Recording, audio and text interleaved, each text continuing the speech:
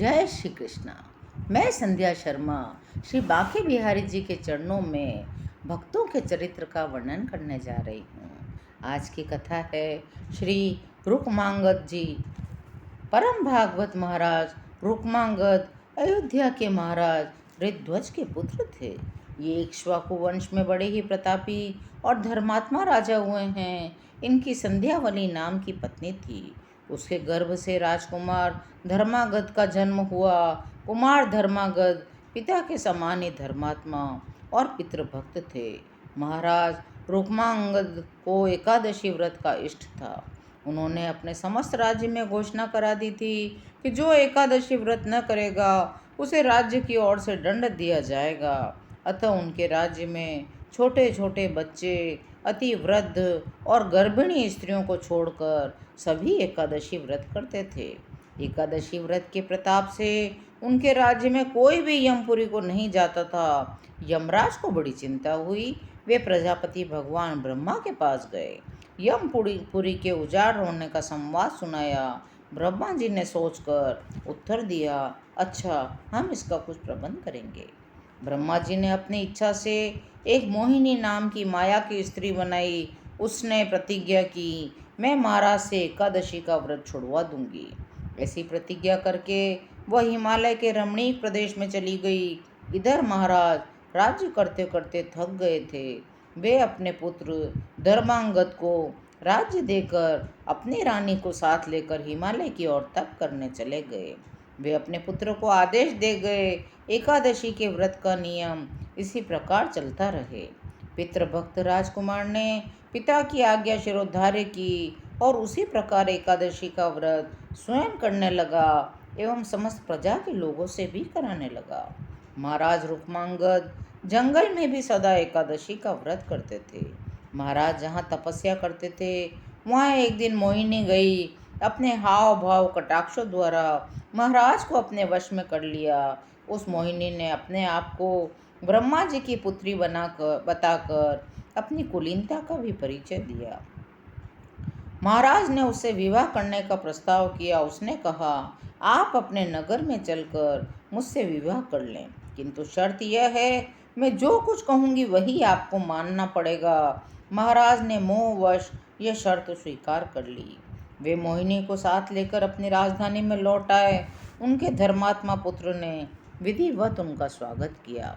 महाराज को मोहिनी ने वश में कर लिया था, अतः उन्होंने उसकी सब बातें मानकर उससे विवाह कर लिया।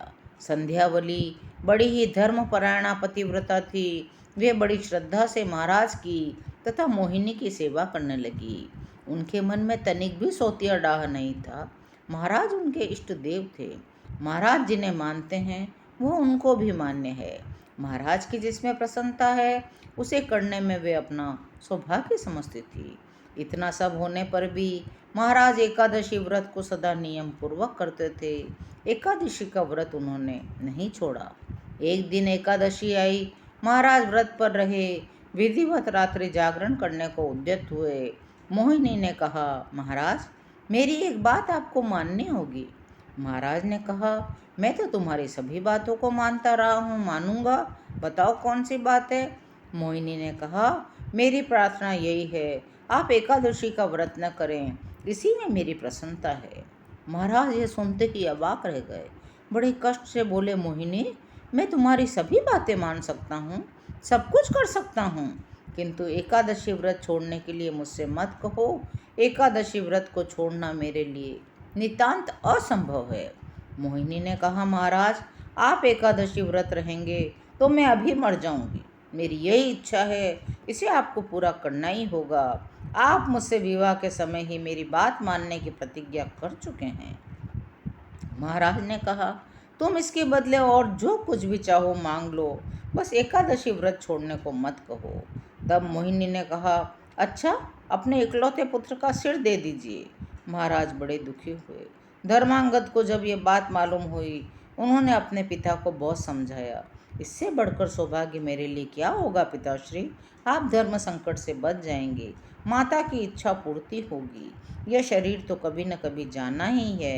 यदि इसके द्वारा कोई महान कार्य हो जाए तो इससे बढ़कर इसका सदुपयोग और हो ही क्या सकता है। संध्यावली रानी ने भी अपने पुत्र की बातों का अनुमोदन किया। पुत्र के कहने पर महाराज जो ही अपने इकलौते पुत्र का सिर काटने वाले थे, त्यों ही भगवान विमान लेकर आए, महाराज को सपरिवार अपने लोक को ले गए। जिन्होंने सत्य की रक्षा के लिए प्राण से भी अपने प्यारे इकलौते पुत्र का सिर देना तक मंजूर कर लिया, किंतु एकादशी का व्रत नहीं छोड़ा। उनसे बढ़कर परम भागवत और कौन हो सकता है। आज की कथा यहीं विराम लेती है। सभी कृष्ण भक्तों से आग्रह करती हूँ, यदि कथा पसंद आ रही हो तो चैनल को लाइक, शेयर और सब्सक्राइब करिए। कमेंट में जय श्री कृष्णा अवश्य लिखिए। जय श्री कृष्णा।